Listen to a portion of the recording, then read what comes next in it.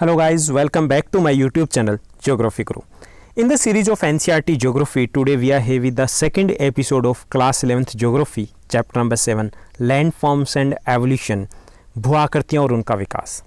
ये हमारा second episode है।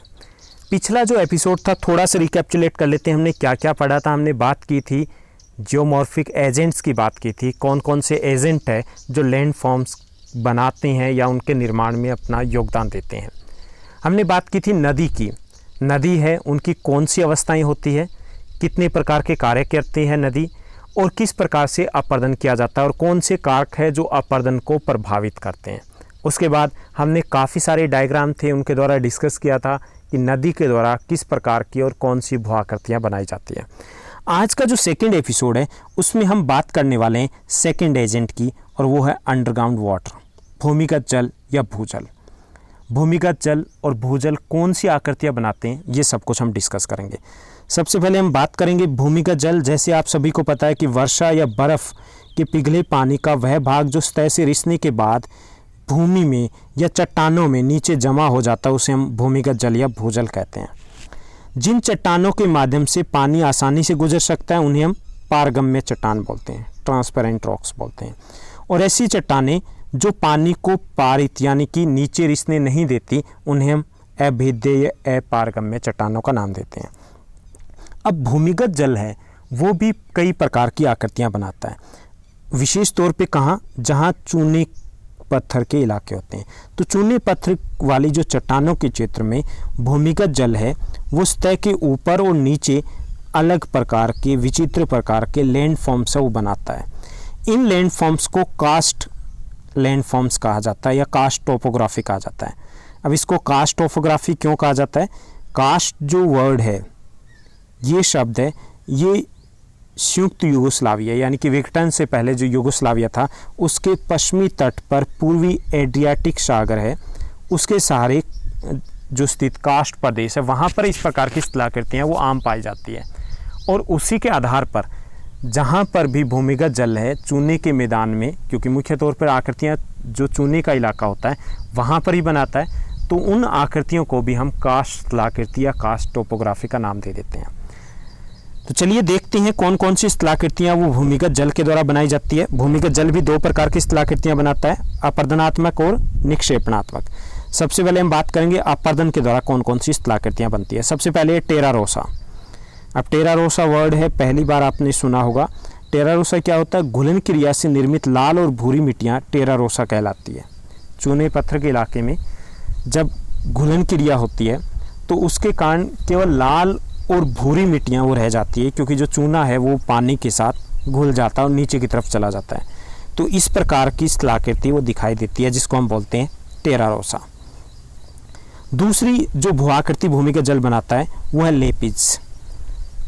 लेपिज बहुत इंपॉर्टेंट है ये कंपटीशन एग्जामिनेशन के लिए। लेपिज क्या होता है कि ये जैसा कि अभी इन दिनों में आप महाभारत देख रहे होंगे, तो महाभारत में आपने देखा था कि भीष्म पितामह जिस बाणों की सरसैया के ऊपर सोए होते हैं, नुकीली सरसैया, तो ये भी उसी तरीके से नुकीली और कटीली भू-आकृतियाँ होती है। अब ये नुकीली कैसे होगी? इनके बीच में जो चूना था या चूना युक्त मिट्टी थी उसका अपरदन हो गया, केवल कठोर चट्टानें रह गई, तो ये आकृतियाँ लेपिज कहलाती है। तीसरी जो भू-आकृति अंडरग्राउंड वाटर बनाता है वो है सिंकहोल, घोल रंध्र। घोल रंध्र क्या होते हैं कि ये कार्बन डाइऑक्साइड युक्त जल की घुलन क्रिया से निर्मित गर्त होते हैं। विलय रंध्र और डोलाइन भी इसी प्रकार के होते हैं, ये सिर्फ आकार में बड़े होते हैं। यहाँ आप देखिए घोल रंध्र, ये सिंक होल दिए गए हैं, यहाँ से सिंक होल है क्योंकि यहाँ पे चूना युक्त जो भी मिट्टी थी या चट्टानें थी उसका घोलन हो गया, तो ये छोटे छिद्र होते हैं जिनके द्वारा पानी है वो नीचे की तरफ जाता है, और वही विलय रंध्र हो जाते हैं और वही फिर डोलाइन में बदल जाते हैं। यानी सिर्फ डिफरेंस क्या होता है सिंक होल या डोलाइन में, वो डिफरेंस होता है इनके साइज़ का।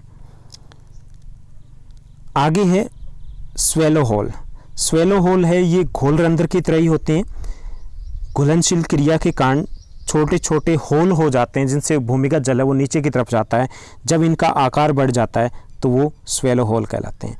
डोलाइन, जब कई प्रकार के विलय रंध्र हैं वो मिल जाते हैं तो बड़े आकार के डोलाइन का निर्माण होता है। यानी कि सिंक होल, स्वेलो होल और doline is the same thing, तीनों सेम है, दीज आर सेम, सिर्फ आकार बड़ा हो जाता है। घोल रंध्र उससे बड़ा, विलय रंध्र उससे बड़ा, डोलाइन, यानी कि जैसे जैसे इनके नेम का साइज़ बढ़ता है तो वैसे वैसे इनका भी साइज़ बढ़ता है।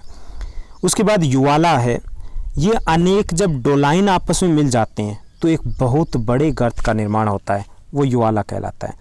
ये भी सिर्फ आकार का डिफरेंस है। यहाँ पे दिख रहा है कि किस प्रकार से एक बड़ा आकार और ऐसे लग रहा है कि नदी वो गायब होती दिखाई दे रही है यहाँ पर पानी की मात्रा, तो उसे हम युवाला का नाम देते हैं, स्कुंड का नाम देते हैं।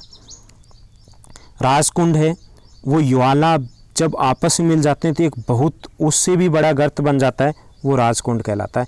यानी सिंक होल से शुरू हुए हम, सिंक होल विलय रंध्र से शुरू हुए, उसके बाद युवाला, राजकुंड, ये सभी आकृतियाँ सिर्फ छिद्र होते हैं, होल होते हैं, लेकिन इनका आकार बढ़ता जाता है। सिंकिंग क्रीक, धंसती निवेशिका क्या है कि चूने की सतह पर असंख्य जब छिद्र होते हैं, क्योंकि छिद्र कैसे बने, जो चूना युक्त पदार्थ है उनका वहाँ पर अपर्दन हो गया घुलनशील क्रिया के कारण, तो वहाँ पर जल धंसता हुआ दिखाई देता है कुछ इलाकों पे, कि पानी गायब होता दिखाई, तो ऐसा जो ढांचा होता है वो धंसती निवेशिका कहलाता है, जहाँ पर इस प्रकार की दुर्घटनाएं भी हो जाती है।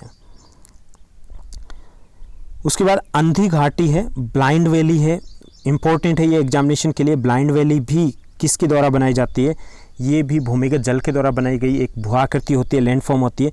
चूने के प्रदेश में जो प्रवाहित नदी है वो डोलाइन है, उनके छिद्रों से भूमिगत हो जाती है, यानी एकदम से अंडरग्राउंड हो जाती है, उसके आगे की घाटी है वो शुष्क पड़ी रहती है, जिसे ब्लाइंड वैली बोलते हैं। यानी नदी जा रही है और वो अंडरग्राउंड हो गई डोलाइन के द्वारा या युवाला के द्वारा, तो उसे हम ब्लाइंड वैली बोलेंगे। आगे की तरफ वो पानी दिखाई नहीं देगा, वो अंडरग्राउंड बहेगा, तो ब्लाइंड वैली होती है। तो ये सभी आकृतियाँ बनाई जाती हैं अंडरग्राउंड वाटर के द्वारा। उसके बाद निक्षेपणात्मक स्थलाकृतियाँ, निक्षेपण कार्य से भी कई प्रकार की स्थलाकृतियाँ बनाई जाती है, ये भी बहुत इंपॉर्टेंट है एग्जामिनेशन के लिए।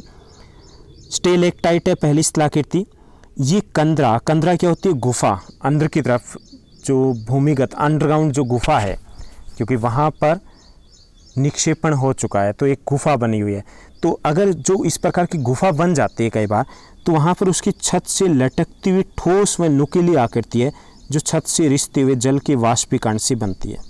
जैसे यहाँ देखिए स्टेलेक्टाइट, ये चूनायुक्त प्रदेश है, यहाँ पे ये केव है, गुफा दी गई है, तो यहाँ से ये चूनायुक्त पानी है वो नीचे की तरफ आ रहा था, लेकिन वाष्पीकरण के कारण जल है वो वाष्पीकरण हो गया, तो ये चूना है वो छत से लटकता हुआ दिखाई दे रहा है, ये दिखाई दे रहा है, ये दिखाई दे रहा है, तो ये स्टेलेक्टाइट कहलाती है।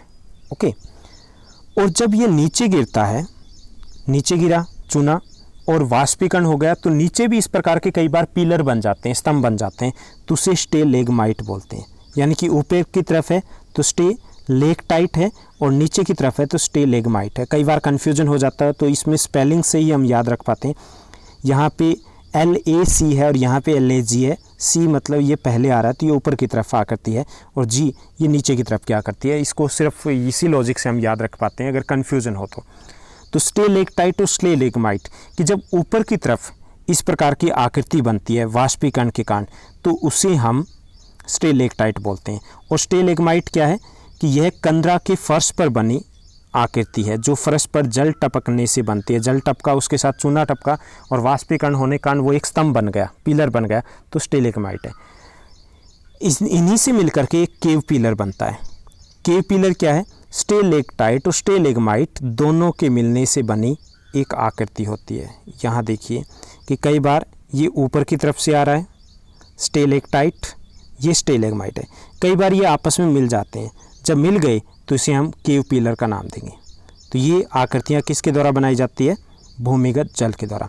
उसके साथ दो और आकृतियाँ भी है, ड्रिप स्टोन है, जब कंदरा की तली पर पर्दे जैसा चूने का स्तंभ होता है, यानी जब चूना फैल जाता है तली के ऊपर, तो उसे हम ड्रिप स्टोन बोलते हैं।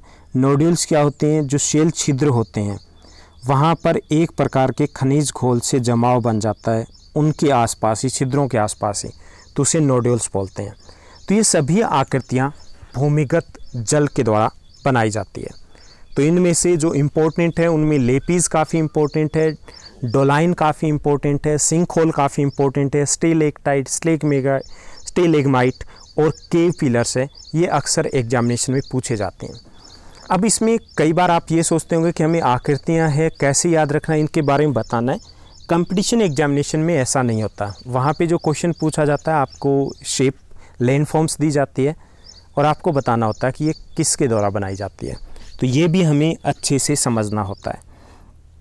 तो ये था हमारा आज का एपिसोड, सेकंड एपिसोड इस चैप्टर का, जिसमें हमने डिस्कस किया है अंडरग्राउंड वाटर है वो किस प्रकार की लैंडफॉर्म्स बनाते हैं और वो लैंडफॉर्म्स कैसे दिखती है। तो इस सेशन में बस इतना ही। हमारे साथ बने रहिए। Thank you, bye bye, take care.